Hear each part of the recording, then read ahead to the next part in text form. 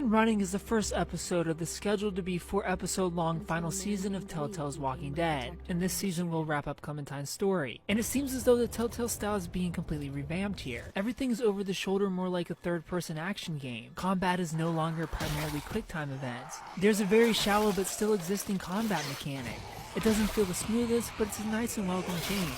Trophies are also different, which is probably the biggest disappointment for me. There are plenty of missable and collectible trophies which just don't belong in games of player choice. It ruins it. People cried long enough that that's what they wanted, and by people I mean trophy channels on YouTube mad that they couldn't make videos off the Telltale games. If you can't tell, I'm just a little salty that the easy platinum is gone. But this is a decent episode, about 2.5 hours long. It does a lot of setting up the story and the characters. It's you and AJ finding yourself with the group of kids at an abandoned school. There's a lot of remember when that thing happened moments here, and a lot of being introduced to the season's cast of characters.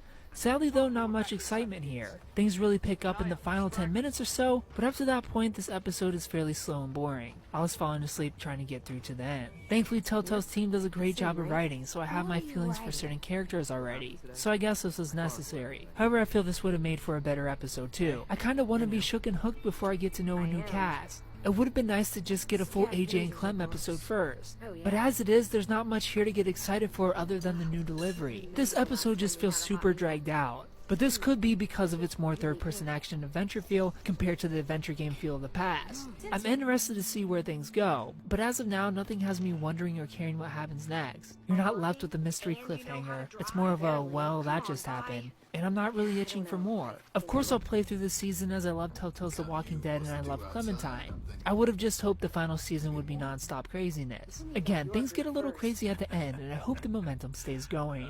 I give episode 1 done running a 6.5 out of 10.